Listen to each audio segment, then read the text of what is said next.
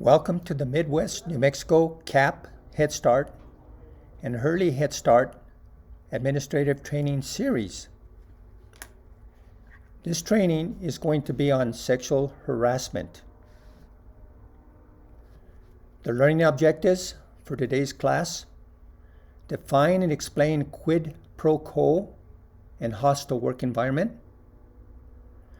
Describe behaviors that constitute sexual harassment. I'm going to talk about your role in fostering a harassment-free environment. When you look at this slide, what comes to your mind? Better yet, what must this young lady be thinking? Do you think she expected this individual's arm to be on her shoulder? Could this be a case of sexual harassment? We're going to talk about it. First of all, we have to know about the law that governs sexual harassment. The law is governed by the Equal Employment Opportunity Commission, and it speaks to sexual harassment in a hostile work environment. It speaks to an unwelcome request for sexual favors and other verbal or physical conduct of a sexual nature when submission to such conduct is made explicitly or implicitly as a condition of an individual's employment, or submission to or rejection of such conduct by an individual is used as a basis for employment decisions, or such conduct has the purpose or effect of unreasonably interfering with an individual's work performance, or it creates a hostile working environment. So we're going to talk about the sexual nature, and we're going to talk about the hostile working environment. The courts have identified two types of measurable categories of sexual harassment. Category quid pro quo. Another way of saying quid pro quo is this for that. An example: if you have sex with me, I'm going to give you a promotion. Once again, this for that. Hostile work environment is usually an environment that is severe and pervasive in terms of what's going on. Rumors, hostility, fighting, and we're going to talk about it a little more later on. Let's talk about some examples of what would be sexual harassment. Sexually suggestive touching or grabbing, groping, fondling. When we looked at that first slide, what about that touching? Was it grabbing? Was it welcome? It didn't seem so. Suggestive or sexually explicit posters, calendars, photographs, graffitis, cartoons. Perhaps these kinds of posters and calendars and so forth hung up in an individual's office setting. What about offensive letters or poems that maybe came across someone's desk? Questions about one's sex life or experience. Perhaps one individual talking to another's and the other individual in the office hearing it. Sexual harassment? Perhaps. Sexual favors in return for employment rewards or threats if sexual favors are not provided. Once again, this for that. Commenting on physical attributes. Letters, notes, email, and telephone calls of a sexual nature. What about an email that is graphic in nature that's sent to another individual? Maybe it was one that the individual thought was funny, but it was sexually explicit. And that individual thinks it's funny and sends it to someone else until it gets to perhaps an individual that finds it sexually abusive, they report it. All those individuals that have sent this email, graphic, sexually explicit email, could be written up. Some examples of a hostile work environment. Internal fighting with perhaps one or two individuals. Needless gossip. Threats of violence. Obscene gestures. Needless horseplaying. Comments, innuendos of a sexual nature. Offensive graffiti written on someone's wall, whiteboard, or wherever. And once again, rumors that are meant to harm another individual. So there are similarities between the quid pro quo and the hostile work environment. They can occur at all levels of the organization. Both of them are illegal. Both can involve males harassing other males, males harassing females, females harassing other females, or females even harassing males. Let's talk a little bit about the eye of the beholder. Just because I might find something not sexually explicit, you may.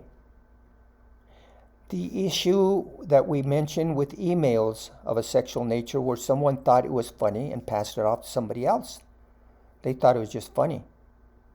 But the individual at the end of the line that received that, who did not find it funny, that was their eye, the eye of the beholder that did not find it funny but found it sexually explicit and reported it. Once again, just because I do not find it funny, it may be in fact sexually explicit. It may be hostile. And once again, it should be reported. Many relationships start off at work. We work with people 8 hours a day. Individuals find romance. They even get married in the work environment. If you are a supervisor or you're supervising an individual and you're having a relationship, it should be reported immediately. And you should be very professional about it.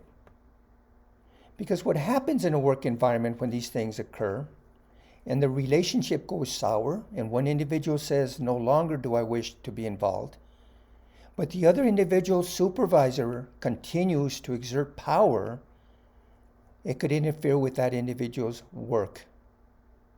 And if it's reported, that supervisor could be written up and or terminated. Once again, sexual harassment. Claims of favoritism always take place in a work environment. An individual that may be having favors by a supervisor, maybe they're having sex, that individual may be coming to work late, leaving early, maybe getting a promotion, and it's causing needless rumors and discussion within the workplace. Once again, maybe there aren't any favoritism taking place, but because it's just the nature of the relationship, it could be construed as favoritism and should be avoided.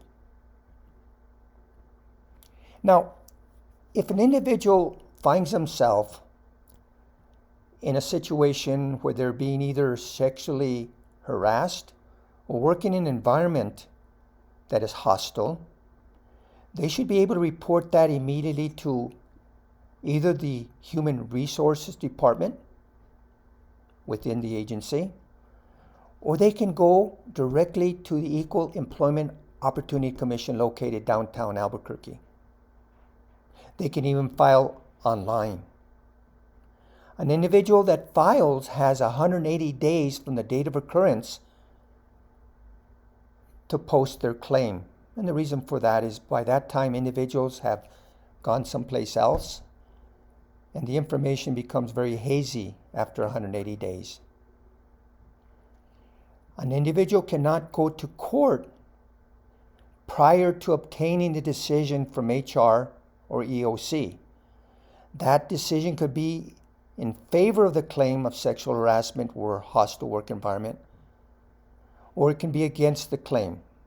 Nonetheless, the employee, the individual that claims, can still go to court whether they receive a favorable claim or a non-favorable claim.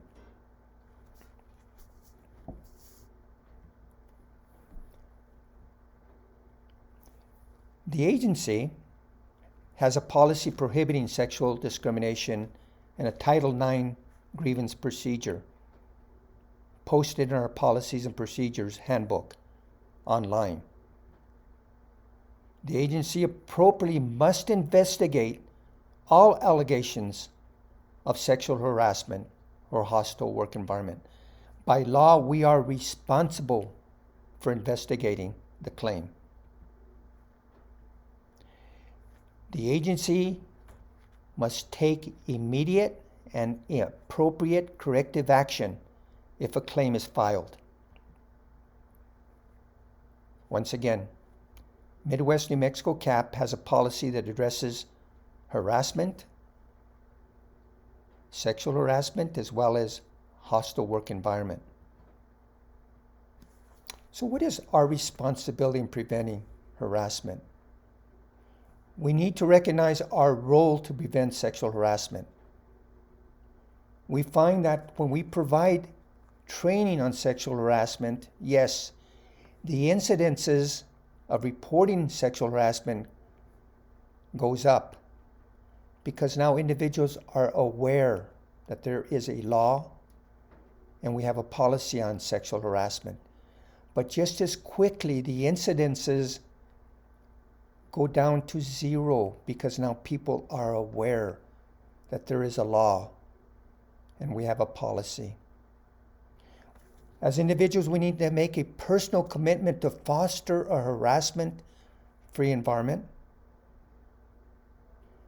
And yes, by all means, we have to examine our own behaviors. Are we doing something that may be construed as hostile or sexually inappropriate? Bottom line, as individuals working with the agency, we must be professional at all times.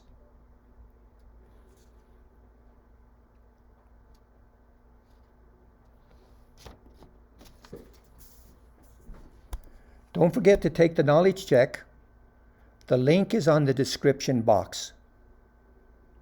Thank you.